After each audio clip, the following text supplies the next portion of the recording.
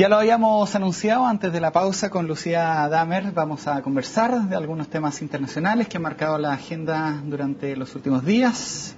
Hace pocas horas atrás se cerró la campaña de Cristina Fernández, virtual presidenta de Argentina nuevamente, sí. Reelecta o reelegida, ¿cómo se dirá? Sí, reelecta, creo. Sí, ¿Qué poder tiene esta una mujer? Campaña interesante, una campaña de... difícilmente alguien le va a llegar siquiera cerca. Como tú bien dices, va a salir electa. Una campaña muy interesante porque además en América Latina es muy común elegir candidatos que son de centro izquierda, pero que cuando llegan al gobierno se vuelven de centro derecha. ¿Sí? Claro, empiezan con el tema de los indicadores macro y la estabilidad económica y bueno, y los poderes económicos que tienen que estar y que no tienen que estar. Entonces al final pasa un poco lo de Toledo, hay un montón, Ana García, ni qué decir, ¿no? En cambio Cristina Kirchner uno la escucha ahora y la escucha hace unos años atrás y es la misma narrativa, o uno podría decir retórica, de estar con los pobres, de defender a la equidad, de aumentar la presencia del tema de los derechos humanos, de limitar al mínimo los poderes de las Fuerzas Armadas. O sea, tú encuentras que un movimiento político basado en un movimiento social bien importante, con una presidenta que si bien no ha logrado grandes beneficios económicos, la verdad es que Argentina ha tenido mucha suerte, ha tenido suerte por la soja, digamos, un montón de cosas internacionales. Entonces ella representa el sueño de los desposeídos. ¿Qué lo diría de Cristina Fernández de Kirchner, que era una parlamentaria bastante discreta? Ella como y se apoyó mucho, mi visión personal, sí, en la figura de su marido. Sí. Y de hecho cuando su marido muere estaba muy en entredicho si es que se iba a presentar a la reelección y todo. Y vemos que Cristina Kirchner es tal vez una de las mujeres más hábiles en política en América Latina. Ella fue Pero parlamentaria. Una mujer, Lucía, que se ha hecho. Sí, toda su vida. Bueno, es una mujer que está en política desde que tiene 14 años, ¿cierto? Montonera. Que además tiene esta situación muy particular, que su jefe político es su marido. Entonces tienen, digamos, una vinculación que va mucho más allá de la familia, ¿no? Sino que tienen, digamos, una construcción, y para eso hay que entender lo que es el peronismo en Argentina, que también ese es el otro motivo por el cual ella va a ganar, porque nadie cree que exista un partido capaz de gobernar la Argentina, salvo el peronismo, con lo bueno y lo malo, con la corrupción, con la pelea con los medios. Entonces ella, y esto yo creo que lo que tú dices tienes razón en el sentido que nadie esperaba que a la muerte de Néstor Kirchner ella pudiera tener un rol tan preponderante en separar a la gente que había venido de antes, que lo ha hecho, en instalar su propio, digamos, grupo más cercano y además en tomar decisiones de política. Muchos analistas dicen que ella en el fondo ha florecido, ¿no es cierto? Que ha podido ser ella misma, claro, que ella es mucho menos confrontacional que su marido, mantiene unas relaciones con diferentes grupos que no las tenían antes. Pero sigue teniendo o ha construido una figura de Kirchner, lo comentábamos fuera de cámara, habla de él sí, como este hombre omnipresente. Sí, bueno, eso es parte de estas construcciones, digamos, no sé, pues como Evita, como Perón. El peronismo está lleno de imágenes, ¿no? Y Néstor Kirchner termina siendo una de estas imágenes también.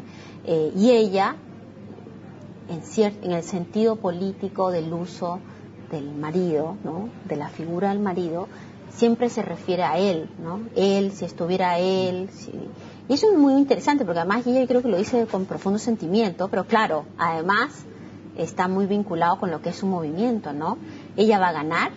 No hay forma que no fuera así. No hay forma que no gane. Duhalde está ahí, digamos, para estar. ¿Qué pasó con Macri, que era como el Mauricio Macri, la persona que siempre se nombraba que podía hacerle competencia a la señora K? Claro, Mauricio Macri está a cargo de la ciudad de Buenos Aires, ganó la última elección en la ciudad de Buenos Aires, representa, digamos, el espectro de la derecha en Argentina, que está básicamente localizado en la ciudad de Buenos Aires.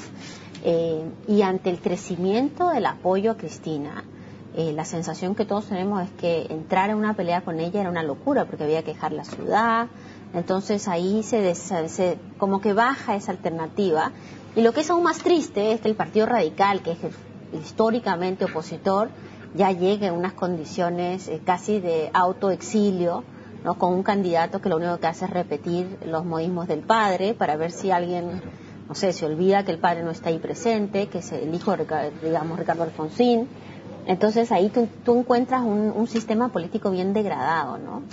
Sigamos hablando de informaciones internacionales que han marcado la pauta. Vamos a volver a Latinoamérica, pero sí. Israel ha hecho noticia por este canje de este soldado Gilad Shalit con 1.000 y tantos prisioneros palestinos. Ya se entregaron 477. ¿Cómo se entiende que se cambie a un soldado israelí por esta cantidad de prisioneros?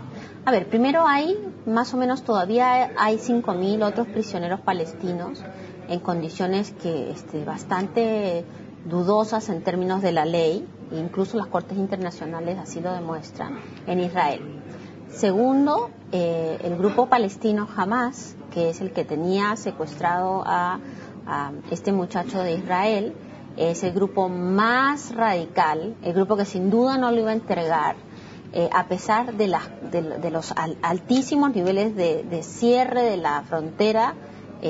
Se han mantenido a pesar de los tremendos problemas que trae en la Franja de Gaza, y creo que Israel se dio cuenta que tampoco podía dejar un flanco abierto de no cuidado de los suyos, ¿no? El costo para Israel de tenerlo secuestrado y que se muera en secuestro es mucho más alto que soltar 1.000 detenidos, muchísimo más alto, sobre todo si tú te pones a pensar que en los territorios llamados territorios ocupados, y en general en Palestina también, salvo en algunos lugares específicos, hay permanentemente presencia del mundo, digamos, del ejército israelí, se toma preso a mucha gente.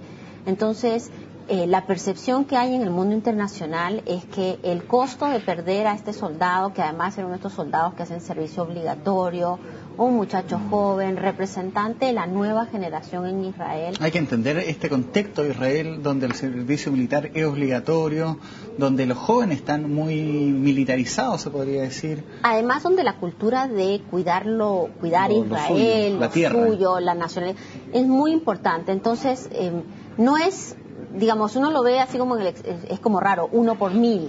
Claro. Pero por otro lado, ese también es el peso que tiene Israel respecto a Palestina, ¿no? Yo creo que es interesante. 1.020 y tantos liberados, hay miembros de Hamas y también de Al-Fatah. Sí. Hay una diferencia ahí. Sí, justamente esa pareciera ser la cosa positiva, ¿no? Porque Hamas, que es este grupo más radical, que es el grupo que está en la Franja de Gaza, que son los que andan todo el tiempo tirando misiles y bombardeos hacia Israel, podría haber pedido 1.000 de los suyos, y sin embargo lo que se ha hecho, se ha negociado con gente que pertenece además al otro lado de Palestina, que es el lado donde está Al-Fatah, que es el lado, digamos, de la Organización de Liberación de Palestina, que es el mundo más intermedio, son los que están pidiendo en Naciones Unidas ser reconocidos como Estado, digamos, son los que están tratando de establecer algunos espacios de negociación y conversación. Entonces, para muchos esto es una señal también. Hamas está pues cercado por una crisis económica profunda ya dentro de la Franja de Gaza. La única forma de entrar y sacar cosas son por unos túneles hacia Egipto. Entonces, existe una ventana así para abrir y generar algún espacio de diálogo entre Israel y Palestina, ¿no? Con los dos espacios. Pero la verdad es que en general el futuro es poco auspicioso. Lucía, tú eres peruana, de nacionalidad peruana. ¿Cómo has visto el gobierno de Ollanta Humala? Hay un lío político grande en Perú con el vicepresidente Chejade. ¿Era Humala lo que se esperaba o este monstruo que anunciaron algunos analistas acá en Chile, en especial antes de su elección? Sí, yo creo que hay muchos analistas que están bastante equivocados, que tal vez leía solo un sector de la prensa peruana por internet. Ollanta Humala ha cambiado mucho del candidato del 2006 al presidente del 2010. Este cambio que anunciabas tú hace unos momentos atrás. Exactamente, hay un cambio, digamos, hacia un reconocimiento que Perú es un país que viene creciendo, que la ciudadanía está contenta por este crecimiento, aún con desigualdad, pero ahora espera redistribución, espera políticas ofensivas para avanzar con el salario mínimo, y ninguna de estas cosas que se planteaban como alternativas, digamos, un chavismo en Perú, se pueden hacer si tú tienes una agenda de políticas sociales tan fuerte. y además movimientos sociales que le han dado un espacio respiro, pero el espacio respiro no va a ser permanente, ¿no? Sino que están ahí. Entonces, yo la verdad es que creo que el presidente Ollanta ha convocado un equipo de gobierno muy político, bastante transversal, que han hecho un esfuerzo en la región interesante, que han tenido algunas demostraciones de política pública dentro del país, como el aumento del salario mínimo, el aumento del presupuesto en temas de educación, avanzar con una serie de temas que son sensibles para la gente, pero evidentemente uno no cambia la maquinaria del Estado, que es una maquinaria bastante obsoleta, y las prácticas culturales de la política de un día para el otro, ¿no? Y ahí es donde justamente una de las cosas que ha hecho este gobierno pasó a retiro a 2/3 de las generales de la policía al momento de elegir el nuevo director, y uno de los generales que está en retiro justamente acusado al vicepresidente de la República, que además es una persona que llegó por su larga carrera de lucha contra la corrupción, lo ha acusado de intento de venta de influencias, ¿no? ¿Cómo ves el conflicto o el posible conflicto del próximo año con este límite que se está viendo en La Haya, el límite marítimo? Yo la verdad es que no creo, bueno, siempre van a estar los exaltados, ¿no? Que de un lado y del otro van a tratar de hacer alguna cosa, pero ayer el diputado Rincón me decía que ese dinero de defensa podrían ir a educación y claro, ahí hay un... Que es la misma discusión que se ha tenido el presidente Obama en Estados Unidos, ¿no? Que todos los días gasta no sé cuántos miles de millones de dólares y a la gente le dice, bueno, ¿será que salimos de Afganistán y empezamos a salir de esta idea de ser el imperio que conquista a todos y los culturiza y por qué no empezamos a mirar para adentro? Bueno, esa es una discusión de largo plazo en términos del gasto y la defensa, pero lo que sí creo es que las hipótesis de conflicto entre los dos países no son cero, pero son muy mínimas, ¿no? Porque los dos se van a tener a lo que diga la Corte. La Corte difícilmente va a decir algo que sea extraordinariamente novedoso. Y bueno, ahí vamos a tener que vivir con lo que sea que se resuelva y felizmente se va a resolver y vamos a poder seguir con los miles de caminos de intercambio que hay, no solamente en la migración peruana hacia acá, las inversiones chilenas allá, sino también un gobierno que ha hecho varios señales de demostración que la retórica antichilena ha quedado, por lo menos en los funcionarios principales del gobierno, ha quedado bastante de lado, ¿no? Así que esperemos que no sea una cosa que sea avivada y donde se le dé mucho espacio a estos sectores más, más, no sé si radicales es la palabra, o tal vez menos constructivos, ¿no? Muchas gracias, Lucía. Se nos quedó el tema de Chávez afuera, que está bastante delicado de salud. 2 años le pronostican, pero será ahí para otra ocasión. Vías de comunicación, está tu Twitter y también te podemos leer en el blog, ahí en el diario La Tercera. Muchas gracias. Muchas gracias a ti y gracias a ustedes por ver y escuchar esta entrevista. Ahora siguen informándose acá en CNN Chile.